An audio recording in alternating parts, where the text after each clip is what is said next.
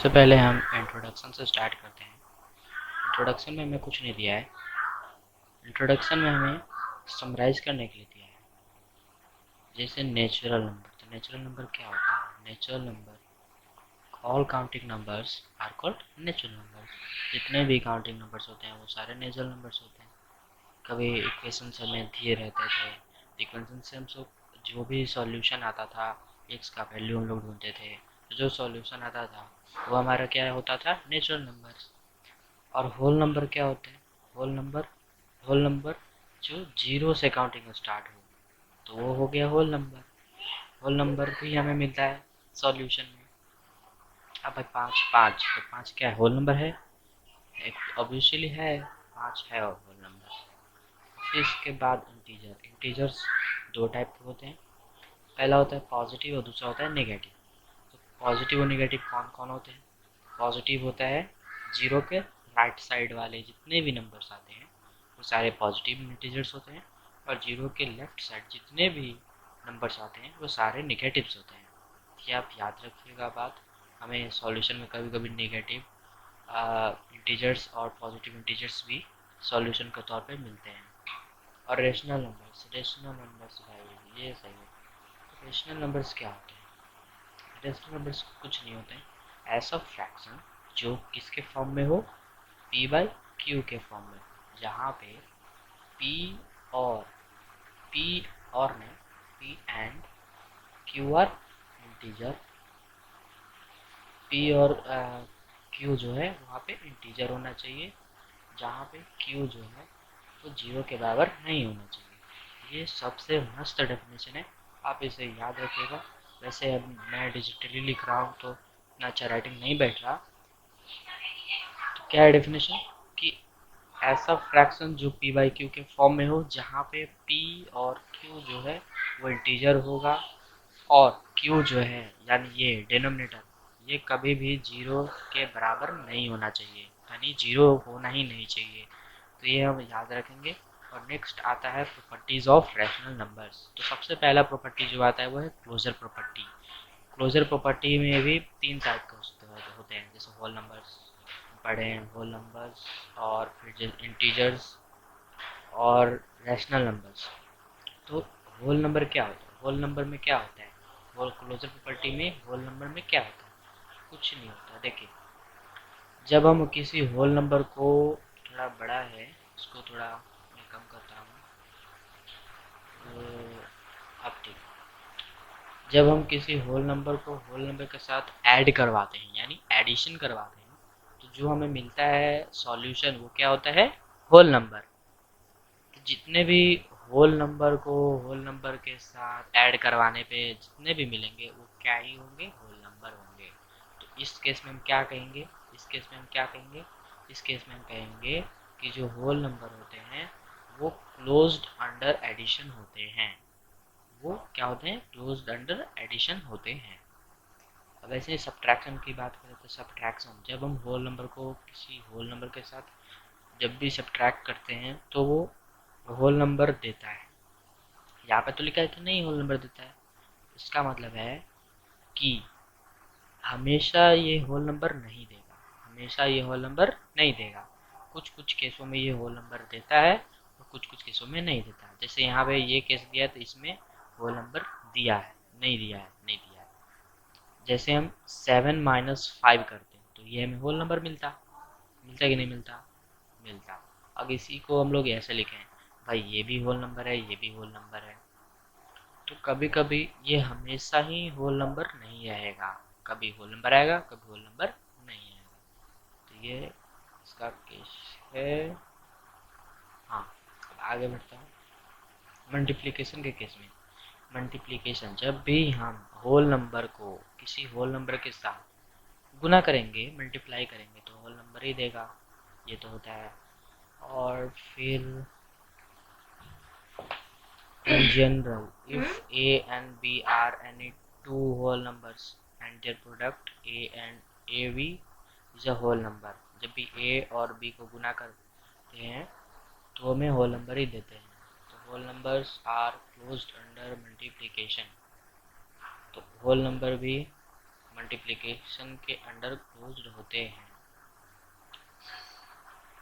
Division में देखें तो जब भी हम होल नंबर को होल नंबर के साथ डिवाइड करते हैं तो वो हमें होल नंबर ही देते हैं,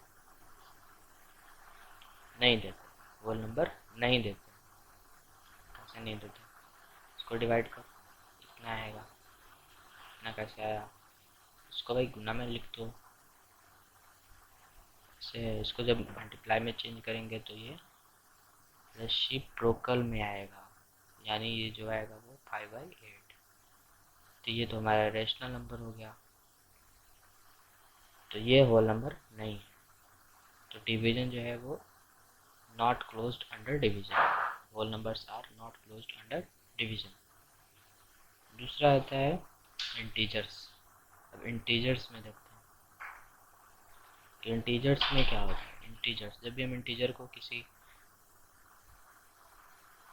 नंबर के साथ एडिशन करवाते हैं तो वो इंटीजर देता है। तो इसमें क्या कहा है कि जब भी हम इंटीजर को इंटीजर के साथ जोड़ेंगे तो हमें इंटीजर ही देगा। Integers are closed under addition. Subtraction, जब भी हम इंटीजर को इंटीजर के साथ सब्ट्रैक्ट करवाते हैं तो हमें इंटीजर देते हैं। तो integers are closed under subtraction. Multiplication, multiplication में भी integers are closed under subtraction, sorry integers are closed under multiplication. यहाँ पे देखिए कैसे। Division, divisions integers are not closed under division.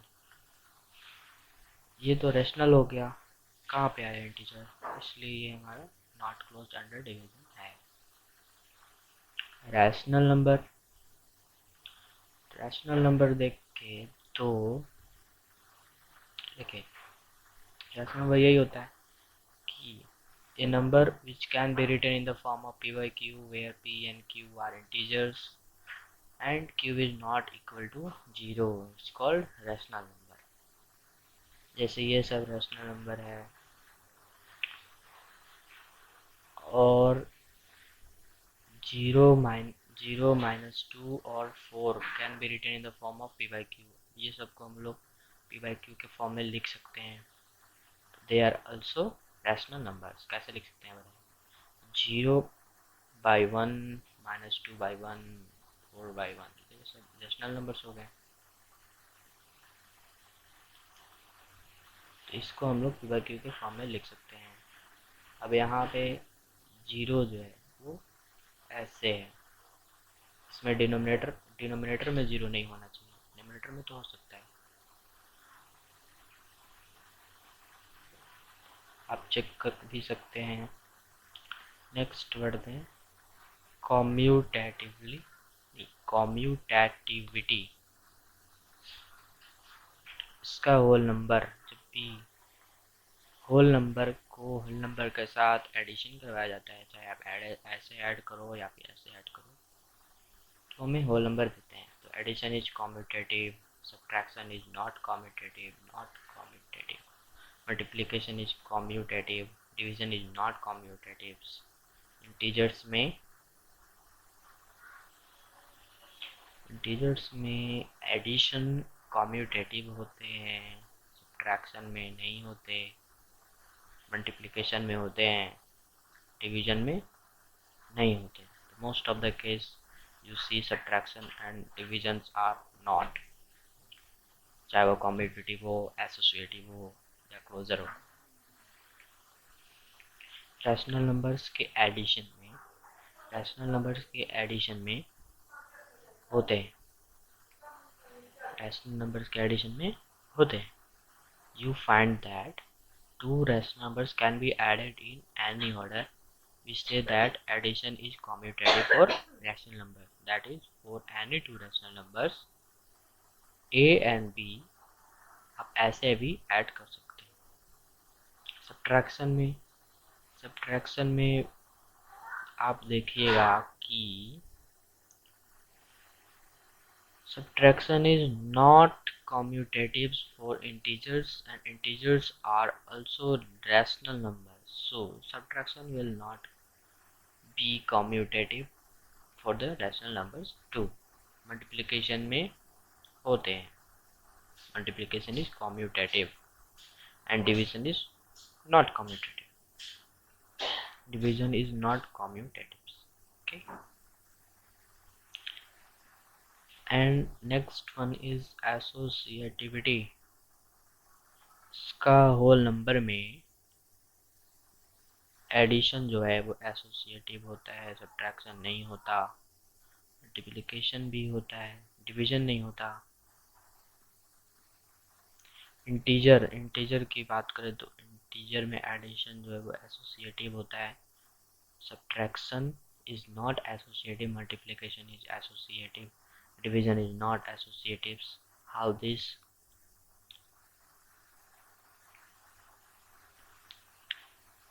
Rational numbers के एडिशन में क्या होता है कि addition is associative for rational numbers that for any three rational numbers a, b and c. And subtraction में you already know that subtraction is not associative for integers. Then what about rational numbers? Check yourself. Subtraction is not associative for rational numbers. Most of the cases subtraction and divisions are not. Multiplication is associative for rational numbers, that is any three rational numbers a, b and c. Division नहीं होते.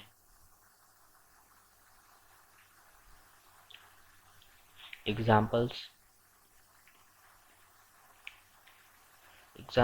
आप देख सकते हैं. Calculation के लिए better है कम्यूटेटिव्स और एसोसिएटिविटी. अब जीरो का क्या रोल है? जीरो जब किसी नंबर के साथ ऐड किया जाता है, चाहे आप दो को इधर रखकर ऐड करो या फिर पीछे रखकर करो, वो हमें उतना ही नंबर देता है. Addition of zero to a whole number, addition of zero to a integer वही है. एडिशन ऑफ रैशनल नंबर, जो रैशनल नंबर के साथ हम जिस भी रैशनल नंबर हम लिए हैं और उस रैशनल नंबर को जीरो के साथ अगर ऐड करेंगे तो वही हमारा rational number as it is आएगा. और कोई भी नंबर और वन के साथ तो आप ध्यान देंगे कितने भी नंबर को आप उनके साथ मल्टीप्लाई करो वही एज इट इज आता है, ये आपको पता होगा. Negative number, negative of a number का नेगेटिव हो जाना. जब नंबर नेगेटिव हो जाएगा तो while studying integers you have come across negatives of integers. What is negative of 1? अगर 1 नेगेटिव होता है तो ये क्या होगा? तो इट इज -1 बिकॉज -1 क्यों होगा? बिकॉज 1 प्लस -1 इसका उल्टा 1 को प्लस करेंगे -1 के साथ तो वो क्या देगा? -1 प्लस 1 इज इक्वल टू 0. तो ये माइनस में है, ये प्लस में है, तो माइनस प्लस मिलकर क्या हो जाएंगे? कट जाएंगे आपस में. So what will be the negative of -1? It will be 1 and 1 का -1. तो also 2 plus under bracket 2 is equal to -2 plus 2 is equal to 0. Sign इसके डिफरेंट रहेंगे तो वो 0 हो ही जाएगा. So we say that 2 is the negative और additive inverse. तो हम इसको नेगेटिव और एडिटिव इन्वर्स भी कह सकते हैं, यानी वाइस वर्सा यानी उल्टा पुल्टा. उल्टा वो सीधा उसका उल्टा, उल्टा का सीधा, उसे हम वाइस वर्सा कहते हैं. In general for and integers a we have a plus minus a and minus a plus a is equal to 0. So a is the negative of minus a and minus a is the negative of a. अगर ये negative है तो इसका negative क्या होगा? -a और minus ए है तो इसका नेगेटिव क्या होगा, ए। समझ आ रही है बात?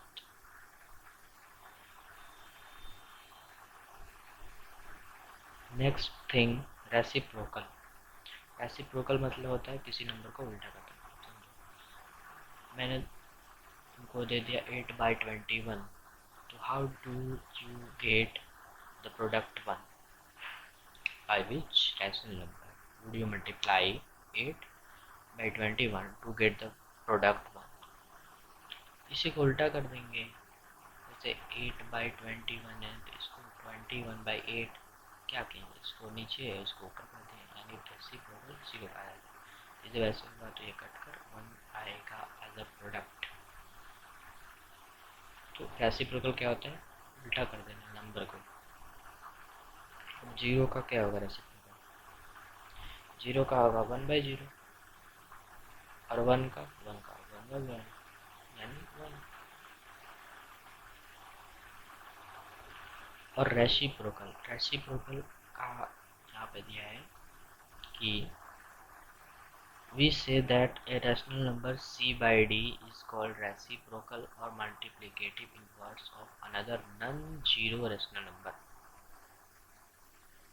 अगर a by b है तो a by b का रेसिप्रोकल कौन होगा, c by d, तभी हमें वो प्रोडक्ट कौन देगा, 1 देगा। यहाँ पे एक distributive property, distributive property of multiplication over addition for rational numbers. To understand this, consider the rational numbers। rational numbers ले लो, ले लिया। इसके बाद इसको सॉल्व करने पर आप इसे अलग अलग तरीके से भी सॉल्व कर सकते हैं। यहाँ पर distributivity of multiplication over addition and subtraction. Distributive जो है मल्टीप्लिकेशन एडिशन और सब्ट्रैक्शन पे काम करते हैं। For all rational numbers a b and c, for all rational numbers a b and c, जैसे ए है प्लस बी प्लस सी, तो इसमें क्या है कि ये इससे मल्टीप्लाई होगा फिर ये इससे होगा, तो क्या आएगा, ए बी प्लस ए सी। और अगर ए बी माइनस सी होता तो क्या होता, वही सेम थी, इसे हम क्या कहते हैं, डिस्ट्रीब्यूटिव प्रॉपर्टी। अर्थात काम आएगी और ये कैलकुलेशन को आसान बना देती है। जैसे मैं कोई एग्जांपल लेकर बताता हूँ, जैसे 5 और मैं लिया 6-1, एक इसका क्या होगा, तो पहले हम इसको से इसको मल्टीप्लाई करेंगे, फिर इसको से इसको में, ठीक है। 5 6 30, और फिर इसके बाद -5 किया है, फिर हम इसको कर देंगे सॉल्यूशन, तो ये क्या आएगा 20। तो ऐसे हम जल्दी ला सकते हैं। फिर समझ में आ गया? नहीं तो फिर हम क्या कर सकते थे, अगर बड़ा बड़ा नंबर होगा तो आप कैसे करेंगे, छोटा होगा तो क्या करेंगे कि आप पहले इसको सब्ट्रैक्ट कर देंगे, तो 5 × 5 यह देगा 25। तो बड़ा रहेगा तो आप इस मेथड का अप्लाई करके जल्दी से ला सकते हैं। Example number 3, right the additive inverse of the flowing. लोगों का एडिटिव इनवर्स लिखना है, तो एडिटिव इनवर्स लिखे, कैसे लिखेंगे आप बताइए। Okay, 7/19 is the additive inverse of, जिसमें हम लोग सीखे थे कि ए का क्या होगा, एडिटिव इनवर्स -a, और -a का a। वैसे ही -17/19, इसमें माइनस है, पॉजिटिव मिला देंगे, हो गया एडिटिव इनवर्स। क्यों, अब इसे चेक भी कैसे करें, चेक ऐसे करना है, क्या करेंगे कि दोनों को आपस में जोड़ कर देखेंगे, क्योंकि एडिटिव इनवर्स है तो हम ऐड कर कर इसे चेक करेंगे। तो -7/19 और हमें आया है +7/19, हम इसे करेंगे तो हमें क्या आएगा 0/19, और जो क्या आएगा 0। ऐसे हम चेक कर सकते हैं। एग्जाम्पल नंबर 4 है कि वेरीफाई दैट, वेरीफाई करना है कि minus bracket -x is the same as x। बताना है कि ये जो है वो एक जैसा है इसके, वेरीफाई करना है। करिए। जैसे x का वैल्यू ये ले लिया, ठीक है, तो हमने x का वैल्यू 13/17 ले लिया। तब हमें वेरीफाई करना है, तो हम इधर भी सेम थिंग रखेंगे, उधर भी सेम ही थिंग रखेंगे। इधर -x तो इधर हो जाएगा -13/17। तब जब ये आएगा तब हम चेक कर सकते हैं कि 13/17 और प्लस -13/17, तो हमारा क्या आएगा 0। तो ये हमारा चेक होगा, अगर 0 आ गया तो ये सही है। नेक्स्ट ठीक है एग्जाम्पल नंबर 5। एग्जाम्पल नंबर 5 में आपको क्या है कि ढूंढो, फाइंड तो फाइंड करिए। इसमें आप एक चीज़ देखिएगा, आप इसे कम्यूटेटिवली और डिस्ट्रीब्यूटिव प्रॉपर्टी से भी ला सकते हैं। तो हम कम्यूटेटिव प्रॉपर्टी से कैसे लाएंगे? सबसे पहले ये इस दोनों को क्या करेंगे, अप्लाई कर दीजिए। वैसे कैलकुलेशन है, कैलकुलेशन तो आप कर सकते हैं, तो आप इसे कम्यूटेटिवली और डिस्ट्रीब्यूटिव प्रॉपर्टी से भी ला सकते हैं। ये था एंड। अच्छा लगे तो लाइक करें, नहीं तो कमेंट जरूर करें। This is the part 1 video, and next part will be coming soon. Thank you.